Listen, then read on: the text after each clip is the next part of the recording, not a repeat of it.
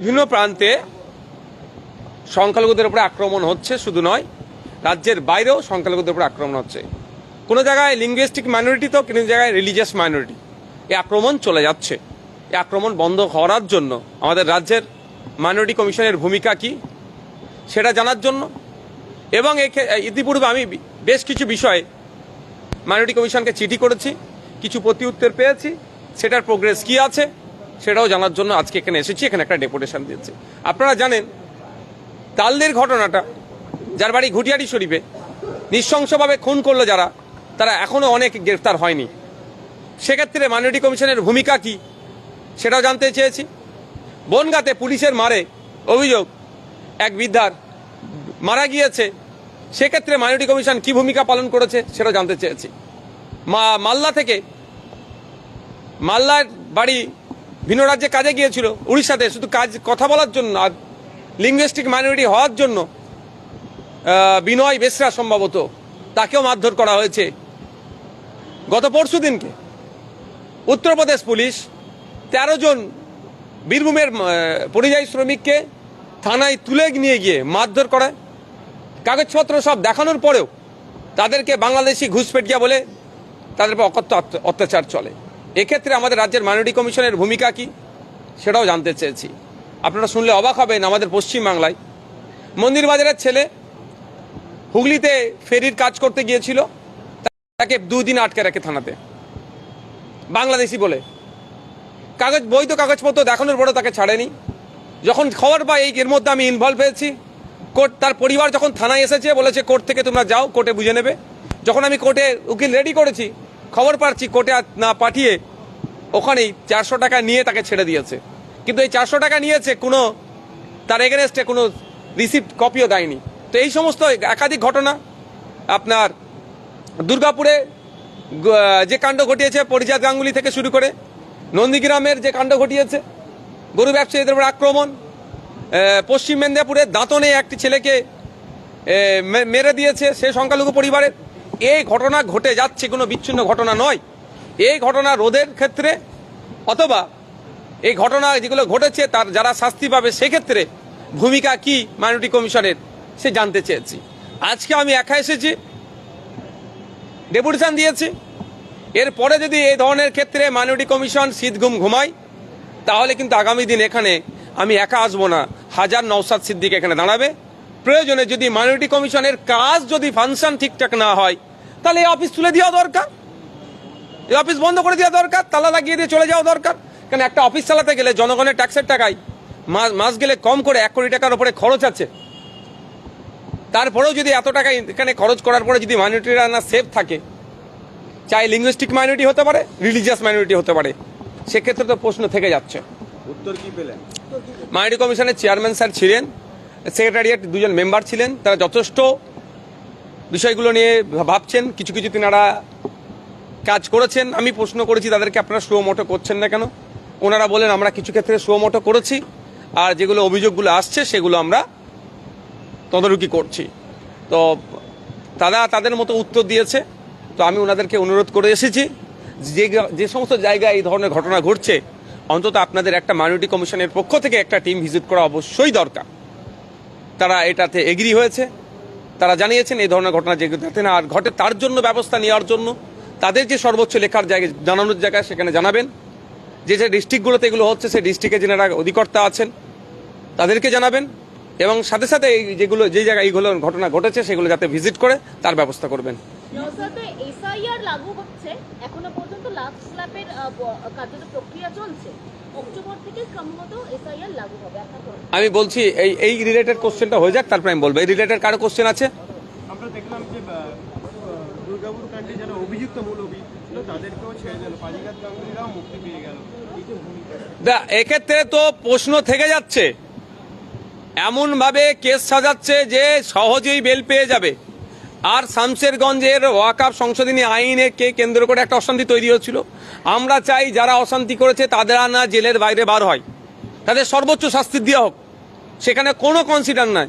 কিন্তু অনেক নিরীহ মানুষকে শুধু ব্যালেন্স করতে গিয়ে, হিন্দু সমাজের মানুষ অনেক নিরীহ আছে, মুসলিম সমাজের মানুষ অনেক নিরীহ আছে, শুধু এই ব্যালেন্স করতে গিয়ে অনেক নিরীহ মানুষকে ধরে এখনো পর্যন্ত জেলের মধ্যে আটকে রেখেছে। এই দ্বিচারিতা বন্ধ হোক। বিজেপির ক্ষেত্রে বেল হয়ে যাচ্ছে, আর নিরীহ সাধারণ মানুষের ক্ষেত্রে কেন জেল, এর বিরোধিতা আমরা করছি। এই বিষয় প্রসঙ্গটাও এখানে উত্থাপন করছি যে এগুলো মেনে নেওয়া যায় না। এই যে যেখানে সক্রিয় হওয়া দরকার সেখানে নিষ্ক্রিয়, আর যাদের ক্ষেত্রে নমনীয় হওয়া দরকার সেখানে অতি সক্রিয়, এই টু টাইপ অফ ফেস মেনে নেওয়া যায় না, এটা বন্ধ করতে হবে।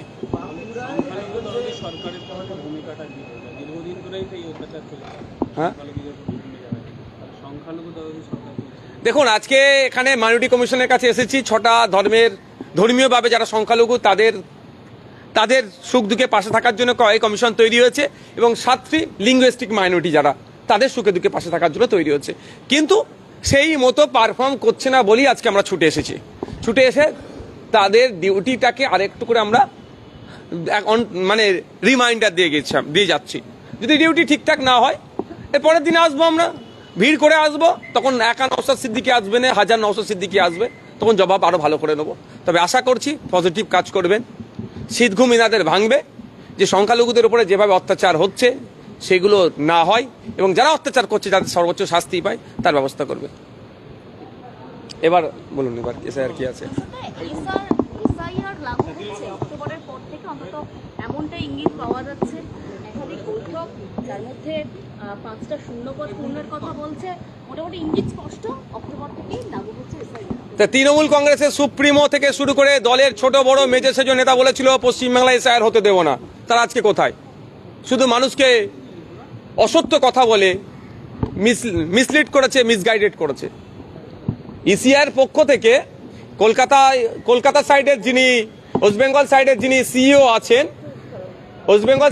সিইও আছেন তিনি নবান্নকে চিঠি দিলেন, পশ্চিমবাংলায় এসআইআর লাগু হবে, এসআইআর করার জন্য চিঠি দিলেন।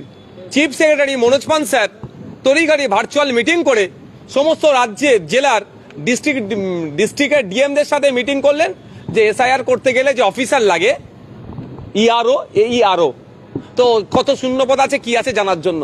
দেখা গেল 600 শূন্যপদ আছে।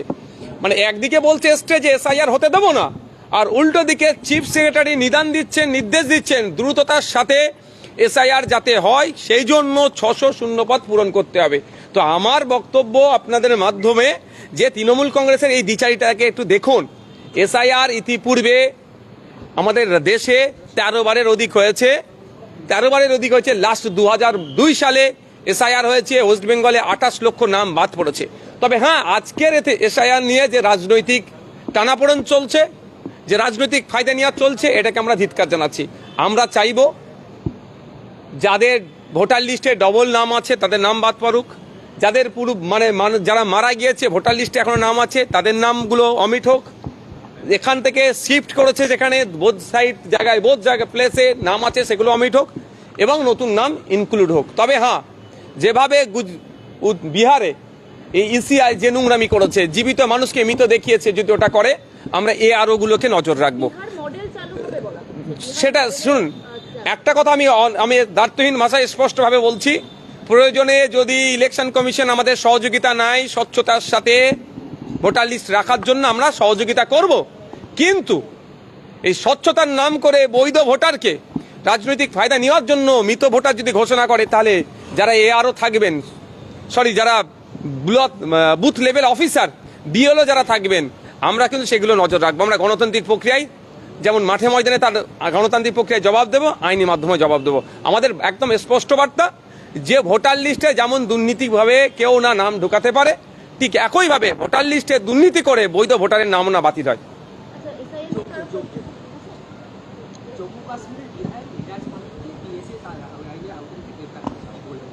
ভারতবর্ষে মনে এই প্রথম কোন একজন বিধায়ককে বা কাশ্মীরের ইতিহাসে প্রথম একজন পেশা অ্যাক্টে গ্রেফতার করেছে। অপরাধটা কি ছিল তার? অপরাধটা গুরুতর কিছুই নয়। হকেই যেমন আমাকে 42 দিন আটকে ছিল, অপরাধটা হচ্ছে ন্যায়ের পক্ষে কথা বলেছে। এই যারা অন্যায়কে প্রাধান্য দেয়, সুরে সুর মিলায়, এই মালিক সাহেব সে কাজটা করেনি, এটা অপরাধ। এটা ভারতবর্ষের গণতন্ত্রের জন্য একটা কালো দিন। একটা জনগণের ভোটে নির্বাচিত, আর ভারতবর্ষের ডেমোক্রেসি পৃথিবীর সব থেকে বড় ডেমোক্রেসি, সর্বশ্রেষ্ঠ ডেমোক্রেসিতে এই ধরনের কাজকে মেনে নেওয়া যায় না। আমরা ধিক্কার নিন্দা জানাচ্ছি, অবিলম্বে এইটা প্রত্যাহার করা হোক এই আবেদন করছি। পোস্ট করেছেন মূলত কি বোঝাতে চাইছেন? দেখুন, যার যেটা বুঝবে যত দিন যাবে বুঝতে পারবে। আমি একটা কথাই বলবো, এই নেপালের বিষয়টা নিয়ে আমরা যারা ভারতীয় আমাদের মনে হয় একটু ওয়েট অ্যান্ড ওয়াচ হওয়া দরকার। এটার মধ্যে গভীর ষড়যন্ত্র থাকতে পারে, আমাদের দেশের ক্ষেত্রে, দেশের নিরাপত্তার ক্ষেত্রে একটা গভীর ষড়যন্ত্র থাকতে পারে। তা আমি অনুরোধ করবো একটা কথাই, যে এই বিষয়টা ওয়েট অ্যান্ড ওয়াচ হওয়া দরকার।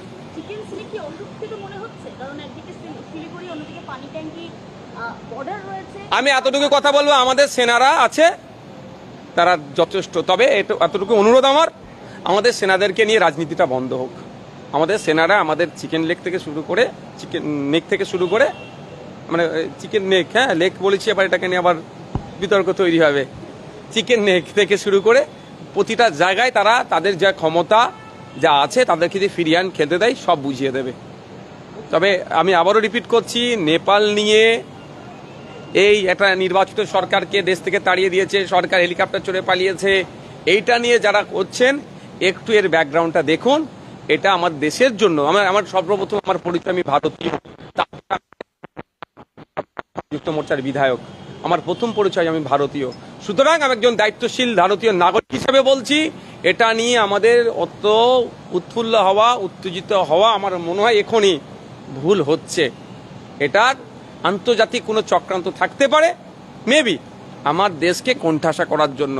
আজকে দেশের একটা যে প্রধানমন্ত্রী চলছে তার সাথে আমার বনিমানা হয় না, তার নীতির আমি চরম বিরোধী, তার আমি বিরোধী, কিন্তু দেশটা আমাদের। কালকে ওই চেয়ারে যে কেউ বসার ক্ষমতা রাখে, এশিয়ায় সংবিধান সেই পাওয়ারটা দিয়েছে, ভোটে যদি মানুষ তাকে চায়। সুতরাং তার জন্য আমি আমার দেশের কোনোভাবেই বিপর্যয়ের দিকে চলে যাক, ক্ষতি হোক, এটা আমি চাইবো না।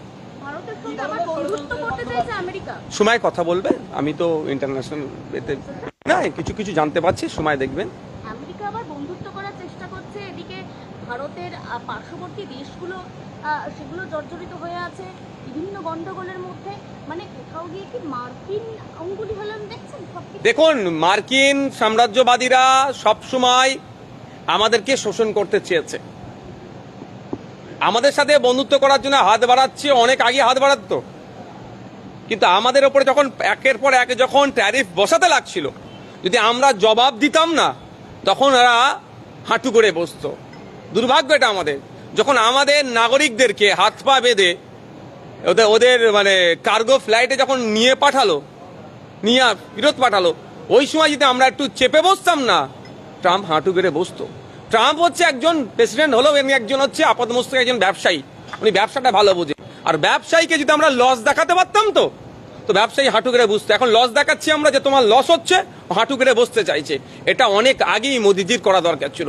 তারা কোথায়?